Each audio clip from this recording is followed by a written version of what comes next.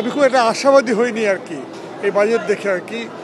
বর্তমান যে বাস্তবতা, সেই বাস্তবতা নিরসনে যে সংকটগুলো রয়েছে, জনজীবনে যে সংকটগুলো রয়েছে, সেগুলো নিয়ে বিস্তারিত বিবরণে কী আছে আমি জানি না, কারণ আমরা তো সংক্ষিপ্ত বিবরণ দেখেছি আর কি। কিন্তু এমন কোনো সাহসী পদক্ষেপ আমরা দেখিনি যার মধ্য দিয়ে অর্থ পাচার, ব্যাংকিং খাতে নৈরাজ্য থেকে শুরু করে যেমন দুর্নীতির প্রশ্ন আলোচনাই এর মধ্যে আসেনি আর কি। এবং অর্থনৈতিক নৈরাজ্য, ব্যাংকিং খাতে যে নৈরাজ্য চলছে, এই বিষয়গুলো খুব একটা আলোচনার মধ্যে আসেনি আর কি।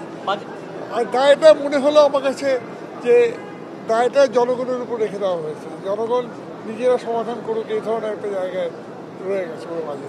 আমার কাছে খুব অতীতের ধারাবাহিকতার সাথে খুব পার্থক্য ছিল।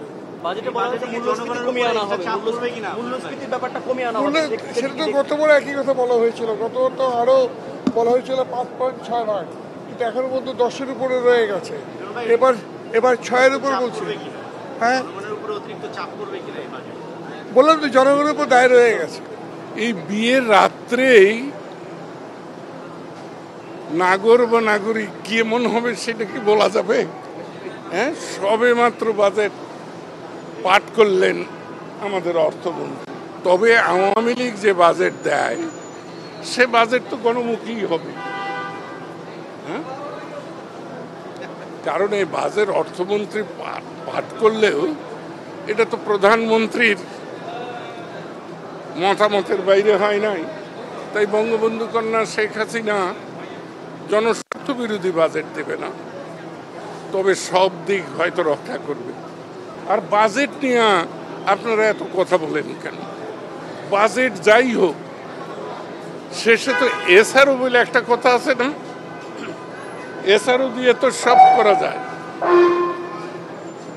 তাই গণমুখী হলো না কি হলো, না বিশ্বাস উঠলে এত শান শৌকত কি করে, এত গাড়ির বাহার রাস্তায় এত জ্যাম কেন? না বিশ্বাস যে মানুষদের, সে মানুষদের কাছে কিন্তু আপনারা কোনোদিন যান না। এটা একটা পরিকল্পনা, মানুষের উপরে চাপ পড়বে নিঃসন্দেহে। সেই চাপকে হালকা করার জন্য অন্যান্য উপাত্ত লাগবে, আরও অনেক উদ্যোগ লাগবে, যে মানুষের উপরে যে চাপ পড়বে সেটা কেমনে অফসেট করা যায়। এটার জন্য কি আপনাদেরকে কোনো পরিকল্পনা দেওয়া হয়েছে? মূল্যস্ফীতি নিয়ন্ত্রণের উদ্যোগ নেওয়া হয়েছে। যদি পদক্ষেপগুলো বাস্তবায়ন করা যায় তাহলে মুদ্রাস্ফীতি নিয়ন্ত্রণে থাকবে। এখন বাস্তবায়ন কীরকম হবে সেটার জন্য অপেক্ষা করতে হবে আমাদের।